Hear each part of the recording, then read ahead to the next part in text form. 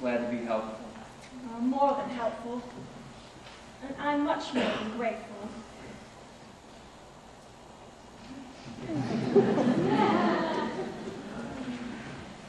Good night, boys. Yes, good night.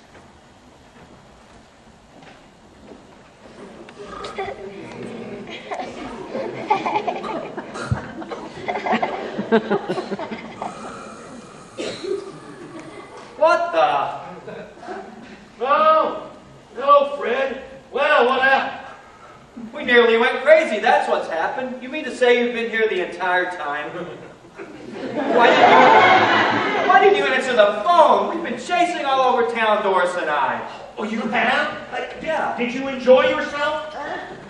Yes, in a way. That's exactly what I hoped would happen. I'll have to try it again. Oh, no, absolutely not. You're outrageous. Think of the worry you've caused Doris. I'm going to go over there right now and tell her what a fiend you are before she spends a sleepless night. Yes, yes, do that by all means.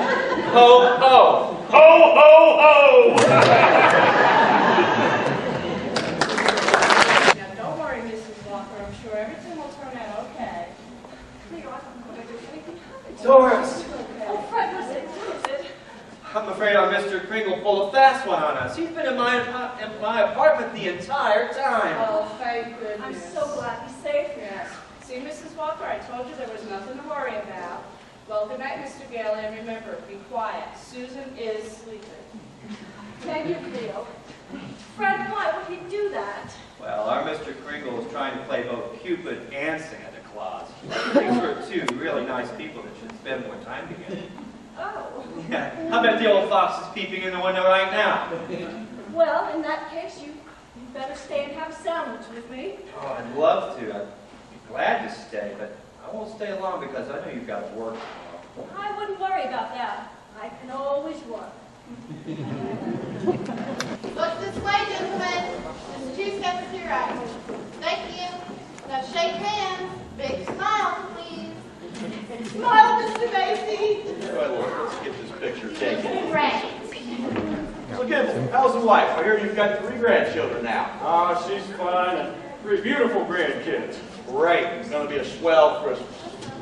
Yes, indeed. Mrs. Walker, Oh. this is the miracle of miracles. Yes, a son I never thought I would see. Hi, Doris. I just said. Shall we get this underway? Mr. Kringle, in appreciation of the wonderful spirit which you have brought not only to Macy, but to the great city of New York, Macy's would like to present to you this very large bonus check. Right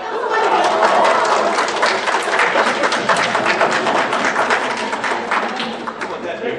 What are you going to do with all this money? I intend to make this a particularly happy Christmas for someone who's been very kind to me.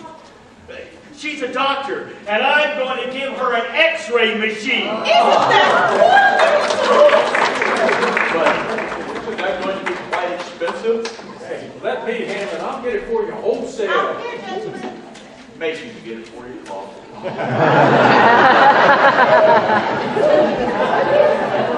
Doris, I have a little presentation to make myself. On my way over here, I went to Cartier's, who, by the way, sent me Tiffany's, and look what I found. Fred, it's beautiful.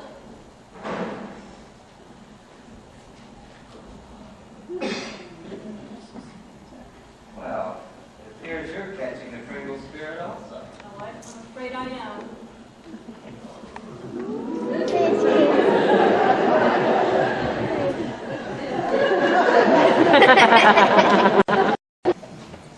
I am a sorceress from a kingdom of long ago, and you are the evil dragon who will eat you up. Leo, I have to attend elections for personnel heads. I'm in chairwoman for the committee. Let Susan and her friends stay and play as long as they like. Here's where you can find me if necessary. Okay, of course, Miss Walker. Good night, children. Bye, Mrs. Walker.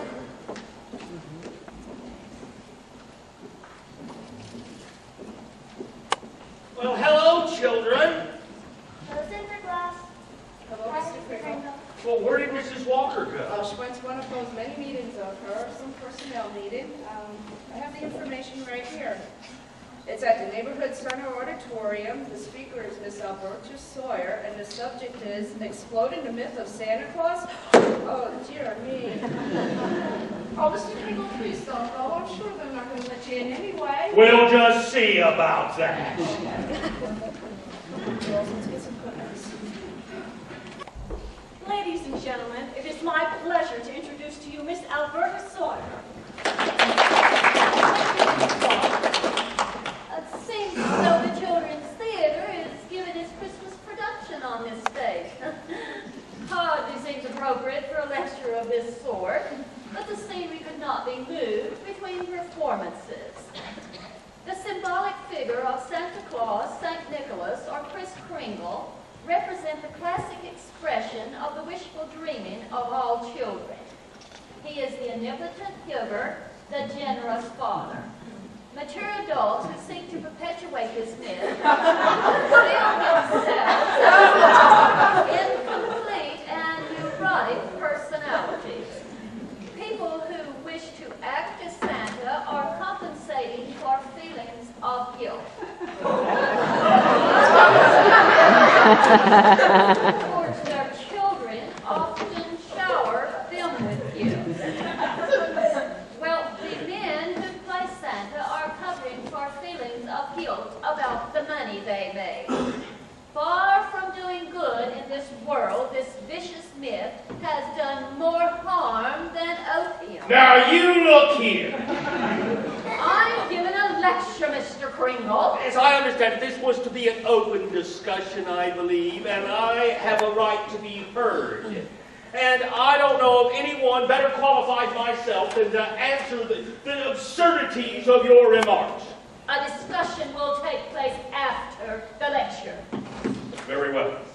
As I was saying, the vast array of men who play at this Santa Claus myth, far from doing opium in the world. How many fingers do you see? 3. Mrs. Walker, I refuse to continue until this old jack of Nate's is removed from the platform. Chris, please be reasonable. Oh, I'm being very reasonable, my dear. But I intend to show the absurdity of all this hogwash that Miss Sawyer's been spouting. And until I do, I will not move 1 inch. You won't, eh? Well, we will see about that. Miss Sawyer. Jack of Nates, Chris, am I? you leave the platform right now. You hear me? Don't you threaten that stick. Oh, he hit me. Oh, I wish I had.